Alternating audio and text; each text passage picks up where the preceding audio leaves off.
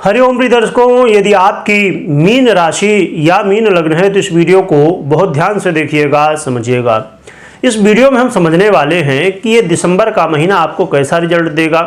नवग्रहों का ये जो परिवर्तन पूरे दिसंबर में होगा, जो भी ग्रह जिस स्थिति में, चाहे वक्री हो, मार्गी हो, नक्षत्र परिवर्तन हो, राशि परिवर्तन हो, सभी का क्या प्रभाव होगा, इसे हम विस्तार से समझेंगे।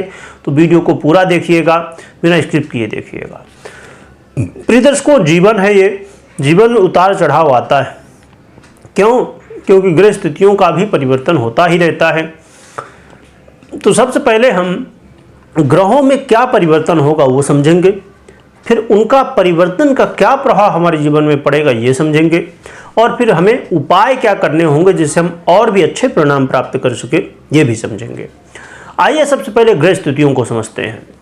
प्रिय दर्शकों, ग्रहों के राजा सूर्य का परिवर्तन 15 दिसंबर को होने जा रहा है। ये धनु राशि में परिवर्तन होगा। धनु राशि देवगुरु बृहस्पति की प्रिय राशि है। और चंद्रमा की बात करें तो इनका 2.25 दिन में परिवर्तन होता ही रहता है। और मंगल की बात करें तो मंगल 6 दिसंबर को अपनी स्थिति में परिवर्तन करेंगे। यानी इस समय मंगल कर्क में गोचर कर रहे हैं, तो गोचर तो कर्क में ही करेंगे, परंतु कर्क में गोचर करते हुए इसमें वक्री होने वाले हैं 6 दिसंबर से। वक्री होने का मतलब यह है ये कुंभ का भी फल देना प्रारंभ कर देंगे। और बुध की देखी जाए तो स्थिति में परिवर्तन 12 दिसंबर को होगा। ये अब उदय होने वाले हैं 12 दिसंबर को, और पुनः 15 दिसंबर को भी परिवर्तन होगा, और ये वक्री अवस्था से मार्गी में चले जाएंगे। देवगुरु बृहस्पति की देखी जाए तो ये दो, मतलब इनकी स्थिति में कोई चेंज तो नहीं है, परंतु इनके प्रभाव में कहीं ना कहीं चेंज देखने को मिलेगा। वो हम प्रभाव तो समझेंगे, परंतु देवगुरु बृहस्पति इसमें वृषभ में ही गोचर कर रहे हैं। क्योंकि देखिए क्या होता है ना, अब आपको लगेगा कि अरे जब गुरु का परिवर्तन नहीं तो प्रभाव में क्यों परिवर्तन? क्योंकि जब अलग अलग ग्रहों का संबंध बनता है तो उसमें परिवर्तन कहीं ना कहीं आपको देखने को मिलता है। इसके अलावा देखा जाए तो आप अपने जीवन में इस महीने में देखा जाए तो एक ऐसा चेंज है जो कि अभी तो नहीं दिखेगा प्रभाव, पर फ्यूचर में इसका परिणाम आपको बहुत विशेष रूप से दिखने वाला है। देवगुरु बृहस्पति के बाद शुक्र की स्थिति देखें तो शुक्र के 2 परिवर्तन हैं। एक तो परिवर्तन 2 दिसंबर को होगा, यानी कि ये अभी धनु में गोचर कर रहे हैं, और 2 दिसंबर से ये परिवर्तन करेंगे। और किस में गोचर करेंगे? मकर में। ये शनिदेव की राशि है। और फिर 28 को पुनः परिवर्तन करेंगे और कुंभ में गोचर करेंगे। ये भी शनिदेव की राशि है, और शनिदेव कुंभ में ही गोचर कर रहे हैं, परंतु 27 दिसंबर से अपने नक्षत्र परिवर्तन करने वाले हैं। यानी पूर्वा भाद्रपद नक्षत्र में अब गोचर करना प्रारंभ करेंगे। राहु की बात करें तो राहु मीन में और केतु कन्या राशि में। अब आइए समझते हैं कि हमें हमारे जीवन में इस दिसंबर के महीने में क्या परिणाम देखने को मिलने वाले हैं। तो देखा जाए तो आपके जीवन में स्वास्थ्य की स्थिति सामान्य रहने वाली है। कोई विशेष बदलाव नहीं, जो जैसा चल रहा था वैसा चलता रहेगा। और यहाँ जो विद्यार्थी हैं, स्टूडेंट हैं, उन्हें जरूर एक सबसे बड़ी समस्या कि आप अपने आप को ये कम मत समझिए, किसी को कम मत समझिए, ना अपने आप को कम समझिए। हर व्यक्ति अपने आप में विशेष होता है। हर व्यक्ति अपने आप में एक अलग पर्सनालिटी लिए, चाहे उसकी सोच की बात करें, चाहे बुद्धि की बात करें, चाहे वो उसकी कार्यशैली की बात करें, हर एक व्यक्ति अपने आप में महत्वपूर्ण है, विशेष है, यूनिक है। इसलिए आपको किसी के ऊपर ना तो ऐसा समझना है कि अरे मेरी कमी हो रही है, या ना ये समझना है कि मेरे अंदर कुछ कमी है या उसके अंदर कुछ कमी है। सामान्य व्यवहार जो जैसा चल रहा है उसको वैसा चलाते रहना है। अपने को ये नहीं कि कुछ दिखावा करना है या किसी को नुकसान पहुंचाना है। तो आप अपने खाली पढ़ाई में फोकस करिए, ये बहुत महत्वपूर्ण है। और सबसे ज़्यादा ज़रूरी है इस महीने में, दिसंबर के महीने में, जो लव पार्टनर हैं, आपको बहुत ज़रूरी है सावधानी की। क्योंकि संभवतः यदि आपने थोड़ा सा अपने गुस्से में नहीं कंट्रोल रखा, आपने धैर्य नहीं रखा, अपने वाणी में संयम नहीं बरता, तो कहीं ना कहीं ये कहा जा सकता है कि अलगाव की स्थिति भी आपके जीवन में बन सकती है। यानी कि लव लाइफ में पैचअप की जगह ब्रेकअप की स्थिति तक भी आप पहुंच सकते हैं। यदि आपका रिश्ता कहीं ना कहीं आप ध्यान नहीं देते हैं तो ये स्थिति भी बन सकती है। तो लव पार्टनर को विशेष रूप से सावधान रहना है, ना कि डरने की आवश्यकता है।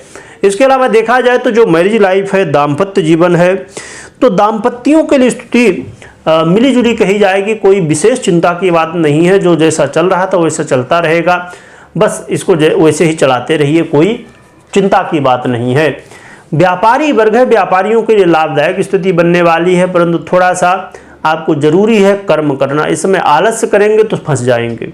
इसमें आलस्य बिल्कुल भी नहीं करना है, आपको खूब मेहनत करने की आवश्यकता होगी आपको, और मेहनत यदि करने के लिए आप तैयार हैं तो आपको लाभ भी मिलने वाला है। यदि मेहनत करने से जी चुराएंगे तो फिर मुश्किल में फंसेंगे। क्योंकि देखिए जीवन का एक मैं कहता हूं कि चलो ठीक है, आप हो सकता है कि आपको लग रहा हो कि अरे हम जो कर रहे हैं आज 20 साल से कर रहे हैं, हम वैसा ही करेंगे।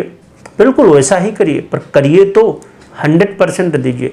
और मुझे ये बताने की आवश्यकता नहीं है व्यापारियों, क्योंकि व्यापारी अपने आप में ये चीज़ें जानता है, समझता है। बिना मेहनत के व्यापार चलेगा कैसे। पर कई बार हम आलसी भी हो जाते हैं, तो इससे बचना है। जो नौकरी पेशा में है, जो अपने भारत में नहीं, देखा जाए तो हर एक जगह, वैसे तो भारत में विशेष स्थिति है, पर अन्य क्षेत्रों में भी, अन्य देशों में भी स्थिति विशेष रूप से दिखती है कि नौकरी करने वाले सबसे ज़्यादा लोग मिलेंगे आपको, व्यापार करने वाले कम मिलेंगे। तो नौकरी पेशा में यदि आप हैं तो ये आपके लिए बहुत अच्छा मौका है। किसके लिए?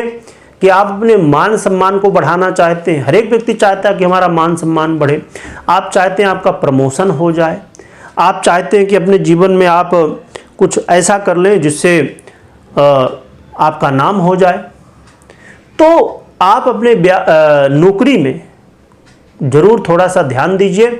आपका इस समय संभवतः प्रमोशन हो जाए, या सैलरी में कोई परिवर्तन हो जाए, या कहीं ना कहीं आपको एक जो भी पद है आपका, ठीक है, मायने नहीं रखता कि हमारा प्रमोशन ही हो। जिस हम पद में हैं, जिस लेवल में हैं, उसी में हमें मान सम्मान मिलने लगे और कहा जाए कि ये व्यक्ति इस अपने फील्ड का विशेषज्ञ है, अपने फील्ड का ये माहिर व्यक्ति है। तो हमें कहीं ना कहीं फिर वो चीज़ें प्राप्त होती हैं जिसके लिए हम प्रयास करते हैं। देखिए पैसा तो हर व्यक्ति कमाता है, नौकरी तो हर व्यक्ति कर रहा है, मतलब हर व्यक्ति वो जो नौकरी कर रहा है, परंतु हर व्यक्ति को वो मान सम्मान इज्जत नहीं मिलती। कई बार हमें सैलरी तो मिल जाती है, पर ये लगता है कि कल नहीं आज छोड़ दें इस काम को, मजबूरी है भाई, घर चलाना है तो काम करना पड़ रहा है। ऐसा नहीं, पर कुछ लोगों के जीवन में ये होता है कि नहीं ये जॉब हमको करना ही है। क्यों? यहाँ हमें पैसा भी मिल रहा, मान सम्मान भी मिल रहा है, तो इससे बढ़िया क्या चाहिए फिर। और तो इसलिए इस समय आपके जॉब में कहीं न कहीं एक बेहतर बदलाव की स्थिति देखने को मिल रही है। तो ये महीना अब उपाय क्या आपको करना चाहिए जिससे आपको और भी बेहतर परिणाम मिल सके। तो इसके लिए आप हनुमान जी की आराधना करिए। हनुमान जी की आराधना जितना ज़्यादा कर सकते हैं उतना ज़्यादा करिए। साथ में हनुमान जी की आराधना करने के साथ साथ हनुमान चालीसा करिए, सुंदरकांड, जैसे भी आराधना आप कर सकते हैं।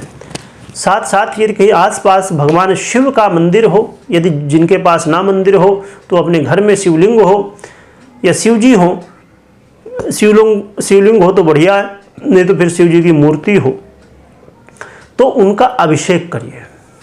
शिव जी का अभिषेक ज़्यादा से ज़्यादा करिए और ओम नमः शिवाय का मंत्र खूब जप करिए, इससे बढ़िया होगा। और मूल रूप से एक बात और भी ध्यान रखना, ये उपाय ही है आपके लिए कि आप रात्रि में जितना जल्दी हो सके सो जाइए और सुबह जितना जल्दी हो सके तो उठ जाइए। दिनचर्या को बेहतर बना लीजिए, तो ये आपके लिए बहुत बढ़िया रहेगा। तो ये उपाय आप कर सकते हैं। कोई बड़ा निर्णय, महत्वपूर्ण निर्णय ले रहे हैं तो पहले कुंडली का विश्लेषण, पर्सनल जन्म कुंडली का विश्लेषण अवश्य करिए। वीडियो देखने के लिए बहुत बहुत धन्यवाद।